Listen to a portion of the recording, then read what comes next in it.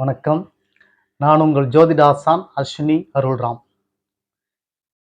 கோயிலிருந்து வந்தோடனே அப்படியே dress change பண்ணிட்டு உட்காந்துட்டேன். நேரம் காலம் கருதி. அதனால உறவுகளே, நாம் பார்த்தோம்னா நேற்று ராகு பகவானை பற்றி பார்த்துருந்தோம்.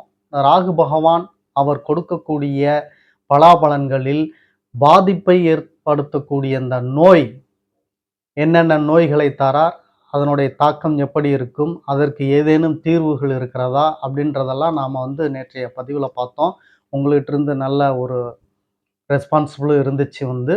அதே போல் இந்த பதிவுக்கும் நல்ல ரெஸ்பான்சிபிள் நீங்கள் தரணும் அப்படின்னு சொல்லி கேட்டுக்கொண்டு, அதனுடைய தொடர்ச்சியாக இன்னைக்கு கண்டம் ராகு கண்டத்தை கொடுக்கக்கூடியவர் அப்படின்னு சொல்லுவாங்க. அந்த கண்டம் ராகு எப்படி கொடுக்கிறார், எப்படியெல்லாம் ஒருவருக்கு கண்டம் நிகழுது, அதனால் அவர் சந்திக்கக்கூடிய விளைவுகள் என்ன, இதற்கு ஏதேனும் மாற்று தீர்வுகள் இருக்கிறதா அப்படின்னு சொல்லிலாம் இந்த பதிவில் நாம் விளக்கமாக பார்க்க போகிறோம். பதிவுக்குள்ளே நம்ம போகிறதுக்கு முன்னாடி புதிதாக நமது சேனலை பார்த்துக்கிட்டு இருக்க உறவுகளுக்கு ஒரு சில வார்த்தைகளை சொல்லிட்டு நாம் பதிவுக்குள்ளே போயிடலாம். உறவுகளே, நீங்கள் உங்களது சொந்த பந்தங்கள், உற்றார் உறவினர்கள், நண்பர்கள் மற்றும் அக்கம் பக்கத்தில் சுற்றுச்சூழல் இருப்பவர்கள் அத்தனை பேரிடத்திலும் நமது சேனலை எடுத்து சொல்லி அவர்களையும் சப்ஸ்கிரைப் செய்ய சொல்லுங்கள். நாம் ஸ்ரீ ஜெயகௌரி ஜோதிடாலய நிறுவனம் ஒன்றை நடத்தி கொண்டு வருகிறோம். அந்த நிறுவனத்தின் வழியாக இல்லாதவர்களுக்கும் இயலாதவர்களுக்கும் ஏழை எளியவர்களுக்கும் நம்மால் முடிந்த உதவிகளை செய்து கொண்டு வருகிறோம்.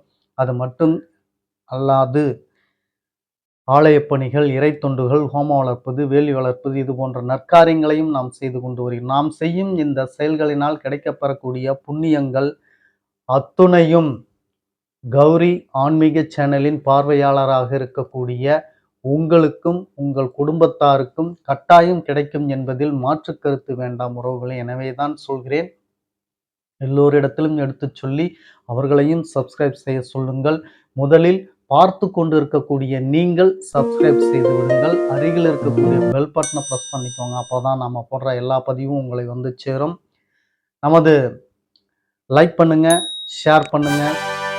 இப்போ பதிவுக்குள்ள நாம போகலாம் வாங்க உறவுகளே.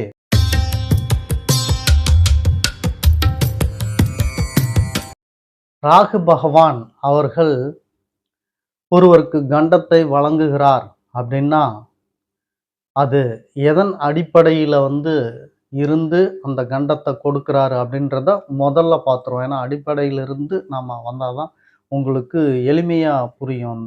இப்போ எதன் அடிப்படையில் இருந்தால் ராகு கண்டத்தை வழங்குவார்? இயற்கையிலேயே ராகு கண்டத்தை கொடுக்கக்கூடியவர், அசுப பலனை கொடுக்கக்கூடியவர் அப்படின்லாம் உங்கள் மத்தியில் பரவலான ஒரு கருத்துக்கள் இருக்கும். நீங்கள் தெரிந்து வைத்து கொண்ட அது விஷயமாகவும் இருக்கும். அப்படி உண்மையா அப்படின்னா அப்படி இல்லை. ராகுவை பொறுத்த மட்டிலும் அவர் அமர்ந்த இடத்தை பொறுத்து தான் அவர் பலனை தீர்மானிக்கிறார். அது மட்டுமா அப்படின்னு சொல்லி பார்த்தீங்கன்னா அது மட்டும் அல்ல. ராகு அமர்ந்த வீட்டின் அதிபதி எந்த இடத்தில் அமர்ந்திருக்கிறார், சுபத்துவத்தோடு இருக்கிறாரா அசுபத்துவத்தோடு இருக்கிறாரா அப்படின்ற ஒரு நிலையில தான் ராகு முழுமையான பலனை கொடுக்கிறார். ஒரு உதாரணத்திற்கு கடகத்தில் ராகு அமர்ந்திருக்கிறார் என்று வைத்து கொண்டோம் என்றால், மேஷ லக்னம் அப்படின்னு சொல்லி வச்சுக்கிட்டிங்கன்னா கடகத்துக்கு அதிபதியாக வரக்கூடியவர் சந்திர பகவான். அவர் ரிஷபத்தில் உச்சம் பெற்று அமர்ந்திருக்கிறார் அப்படின்னா லக்னத்துக்கு 2இல் அமர்ந்திருக்கிறார். அப்படிங்கும்போது அவர் உச்சம் பெற்ற நிலையில் இருந்தாலும் லக்னத்துக்கு 2இல் அமர்வதால் அந்த கடகத்தில் அமர்ந்த ராகு கெட்ட பலனை தருவார். இதே அந்த சந்திரன் ரிஷபத்தில் இல்லாமல் சிம்மத்தில் அமர்ந்திருந்தால், லக்னத்துக்கு திரிகோணஸ்தானத்தில் அவர் அமர்ந்திருந்தால், கடகத்தில் அமர்ந்த ராகு பகவான் அருமையான பலன்களை தருவார். நாளில் உட்கார்ந்ததால் மறைமுக சொத்து பத்து, தாயாரின் அனுகூலங்கள், சுகஸ்தானம் பெருகும். அவர்களுக்கு வண்டி வாகனம், குறிப்பாக தாய்வழி உறவுகள் மெச்சுவார்கள். தாய் வழியால் ஏற்படக்கூடிய நன்மைகள், மாமியார் அவர்களால் ஏற்படக்கூடிய நன்மைகள் இவைகள் எல்லாம் சிறப்பான ஒரு நிலையை ராகு பகவான் எடுத்து தருவார். இப்படி ராகு பகவானை பொறுத்தமட்டிலும் அவர் நல்லது செய்கிறார், கெட்டது செய்கிறார் அப்படின்னு சொல்லி தீர்மானிக்கணும்னா, இதனுடைய அடிப்படையில தான் நீங்க தீர்மானிக்க முடியும். சரி, இந்த ராகு பகவான் நான் சொன்னது போல சரியில்லாத வீட்டினுடைய அதிபதி சரியில்லாத இடத்தில் அமர்ந்து விட்டால் ராகு பகவான் கெடுதல் செய்ய ஆரம்பித்து விடுவார். மீண்டும் ஒரு முறை சொல்கிறேன், ராகு எந்த பாவகத்தில் அமர்ந்திருக்கிறாரோ அந்த பாவகத்தோட அதிபதி உங்கள் லக்னத்திற்கு கேந்திர திரிகோணத்தில் இருந்தால் ராகு பகவான் கட்டாயம் நன்மையை தருவார். அது சுப பாவகமா அசுப பாவகமா என்பதை பொறுத்தும் இருக்கிறது. 6ல உக்காந்துட்டு அந்த 6க்கு வீடு கொடுத்த அதிபதி அவரு கேந்திர திரிகோணத்தில் அமர்ந்தா 6ஆம் பாவத்தினுடைய வேலையை வச்சு செய்வார். கடன் கொடுக்கறதோ, நோய் கொடுக்கறதோ, எதிரிகளை வீழ்த்துவதோ, எதிரிகளோட பிரச்சனையோ, தொந்தரவோ இப்படி சிறப்பா செய்வாரு அப்படின்னு சொல்லலாம். அதே ஒரு 9ல் அமர்ந்து அந்த 9ஆம் பாவகத்தினுடைய வீட்டின் அதிபதி லக்னத்துக்கு கேந்திர திரிகோணத்தில் அமரும் பொழுது சூப்பரான ஒரு பலனை தருவார். ஜோதிடத்தில் சிறப்பான ஒரு கௌரவமான அந்தஸ்து, புகழ் இவைகளை கொடுத்துடுவார். ஆராய்ச்சி படிப்பு படிப்பதற்குண்டான நிலையை கொடுத்துருவார். முனைவர், பட்டய படிப்பு இதெல்லாம் படிப்பதற்குண்டான ஸ்தானம் அது. அதிர்ஷ்டம் உங்களை தேடி வரக்கூடிய அளவிற்கு குபீர் குபீர் என்று தரக்கூடிய அதிர்ஷ்டமாக தருவார் ராகுவை பொறுத்த மட்டிலும். இப்படி அவர் அமர்ந்த பாவகத்தின் அடிப்படையில் வீடு கொடுத்தோர் எந்த அடிப்படையில் இருக்கிறாரோ அதனை பொறுத்துதான் ராகு பலாபலன்களை தீர்மானிப்பார். ராகுவை பொறுத்த மட்டிலும் இப்படித்தான் பலன் தருவார் அப்படின்னு சொல்லி நீங்க பொது பலன்களை சொல்ல முடியாது. அவரவர்களுடைய ஜாதகத்தின் அடிப்படையில தான் அதை அறுதிட்டு சொல்ல முடியும். ஏன்னா ராகுவை பொறுத்த மட்டிலும் பார்க்கிறவருடைய சக்தியும் வாங்கிக்குவாரு, கூட இருக்கிறவருடைய சக்தியும் வாங்கிக்குவாரு, வீட்டோட சக்தியும் எடுத்துக்குவாரு, இவரோட சக்தியும் நின்னுக்குவாரு. இத்தனை தன்மையும் ராகு செய்யக்கூடியவர். எனவே ராகு எந்த இடத்தில் அமர்ந்தால் கண்டத்தை தருவார் அப்படின்றத பார்த்துறோம். 3ல அமர்ந்தா பெரும்பாலும் இவர் கண்டத்தை வழங்குவதில்லை. ஆனால் ஸ்தரம், சிரம், உபயம் அப்படின்னு சொல்லியிருக்கு. சரம், ஸ்திரம், உபயம் அப்படின்னு சொல்லி லக்னத்தை பிரிப்பாங்க.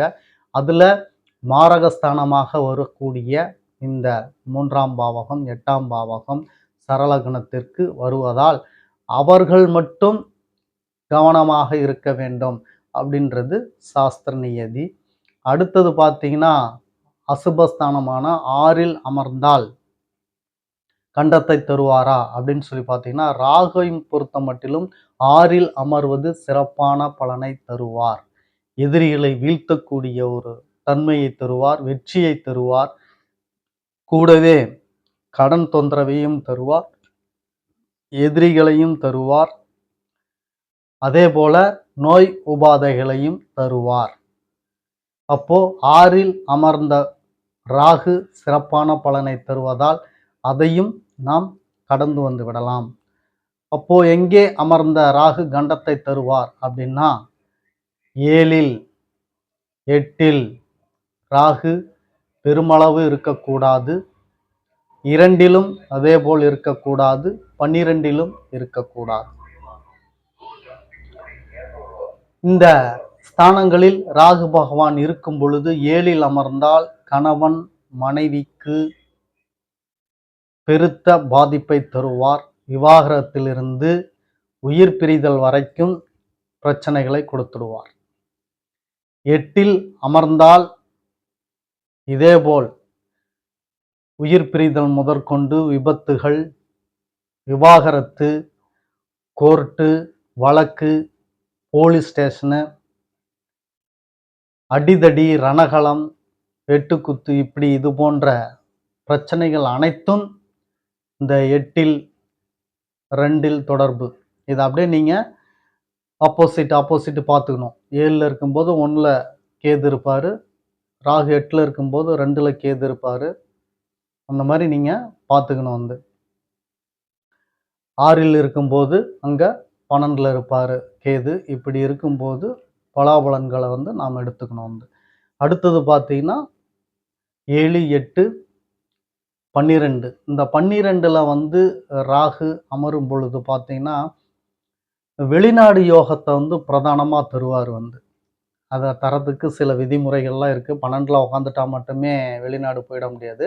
அதற்கு சில விதிமுறைகள்லாம் இருக்கு வந்து. அத ஆய்வுக்கு எடுத்துக்கிட்டு தான் இவரு வெளிநாடு போகக்கூடியவரா, இல்ல அப்படின்றதெல்லாம் நாம சொல்ல முடியும்.